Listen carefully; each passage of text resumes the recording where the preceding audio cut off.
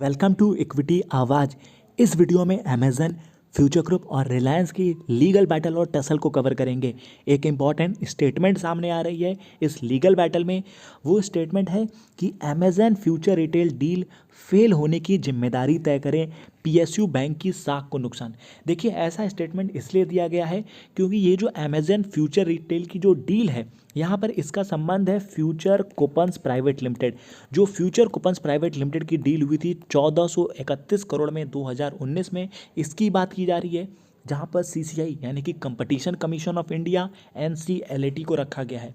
उसके साथ साथ जो फ्यूचर ग्रुप के जो बुक्स हैं उसके ऊपर 12,000 करोड़ रुपए का जो लोन है, वो पूरे के पूरे जो 12,000 करोड़ का लोन है, ये सरकारी बैंकों से लिया गया कर्जा है।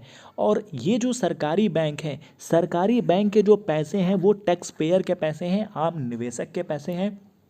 तो इस चीज़ की जिम्मेदारी तय करने की बात कही गई है। यहाँ पे आप देख सकते हैं, इसको मैं ट्रांसलेट भी कर देता हूँ।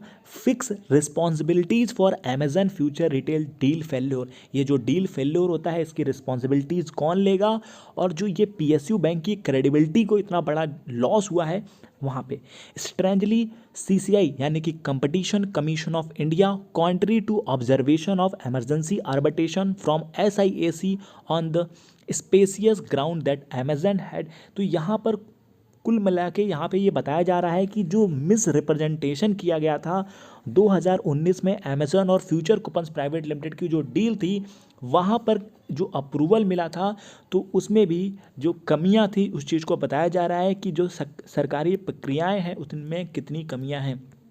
यहाँ पे आप देख सकते हैं फ्यूचर रिटेल लिमिटेड, जो कि किशोर बियानी साहब की रिटेल की कंपनी है, बिग बाज़ार का जो चेन है उस चेन के ऊपर लगभग 12,000 करोड़ रुपए का लोन है, डेप्थ है, और ये इनके बुक्स पे है। यहाँ पे आप देख सकते हैं करोड़ ऑफ बुक्स, जो कि बहुत ज़्यादा है। और ये ज़्यादातर जो लोन है पब्लिक सेक्टर बैंक्स का है, और इसकी जो रिकवरी है वो नहीं हो सकती है। इंपॉर्टेंट क्या है, इसकी रिकवरी नहीं हो सकती। इसकी रिकवरी उसी कंडीशन में हो सकती है जब इसके लिए कोई बायर मिलेगा, और इसका एक बायर मिला भी था, रिलायंस, जिसके साथ वो डील हो रही थी 24,713 करोड़ में। और इस डील को जो बैंक्स हैं वहाँ पे जो सिक्योर क्रेडिटर्स हैं, सिक्योर क्रेडिटर्स ने इस चीज़ को कैंसिल कर दिया क्योंकि उनकी तरफ से कोई कंफर्मेशन नहीं आ रहा था।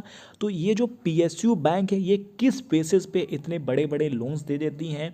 तो ये जो इसमें फ्रॉड है या जो फेक चीज़ें चल रही हैं, जो अनसस्पिशियस जो एक्टिविटीज़ हैं, जो कि बहुत ज़्यादा क्वेश्चनेबल है, काउंटर मूव है, उस चीज़ को लेकर ये आर्टिकल लिखा गया है। एक जवाब मांगा गया है और इसका जवाब मांगा गया है फ्यूचर ग्रुप से, और क्वेश्चन की गई है पीएसयू के क्रेडिबिलिटी के ऊपर, पीएसयू बैंक्स में जो डील हो रही है उसके अकॉर्डिंग।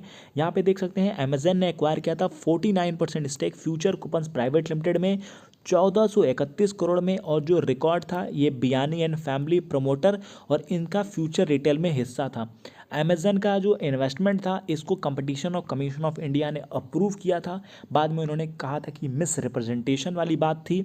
और बाकी अभी इनका जो केस है एनसीएलटी मुंबई बेंच में चल रहा है। 27 जून को डिसीजन जो है वो रिजर्व कर लिया गया है, और आज 15 जुलाई होगी, लेकिन अभी तक एनसीएलटी की मुंबई बेंच ने डिसीजन नहीं दिया। और इनको डिसीजन देना है आईबीसी इंसॉल्वेंसी केस को लेकर, क्योंकि जो बैंक ऑफ इंडिया है उन्होंने इसके ऊपर केस किया है। उनको वसूली करनी है अपना 1441 करोड़ जो उन्होंने लोन दिया था फ्यूचर रिटेल लिमिटेड की, इसलिए इंसॉल्वेंसी में लेके गए हैं, और उसका जो ऑर्डर है वो रिजर्व हो चुका है। और इससे पहले आपने देखा भी था अमेजन की जो टोटल एक्सपेक्टेशन थी फ्यूचर रिटेल मूव्स में, invoke the arbitration cause with Singapore international arbitration centre. तो यहाँ पर जो एसआईएसी है, जो एसआईएसी से जो केस है, अभी भी यहाँ पर जो केस है ये चल रहा है। एसआईएसी से भी जो केस है वो डिसमिस नहीं हुआ है अभी तक। तो एसआईएसी से भी केस डिसमिस करने के लिए फ्यूचर रिटेल ने गुहार लगाई, लेकिन इनकी जो ये अपील थी, इनकी जो प्ली थी, उसको भी रिजेक्ट कर दिया गया है। तो बाकी देखते हैं आगे क्या कंडीशन होती है।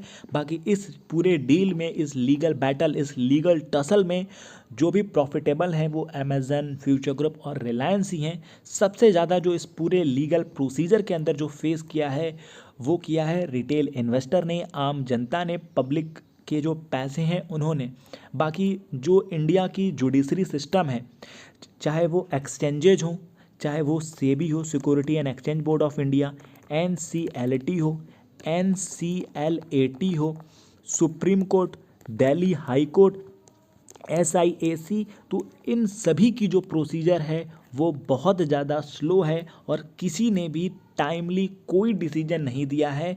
बस मामले को डिले डिले डिले, किसी के पास कोई डिसीजन है ही नहीं।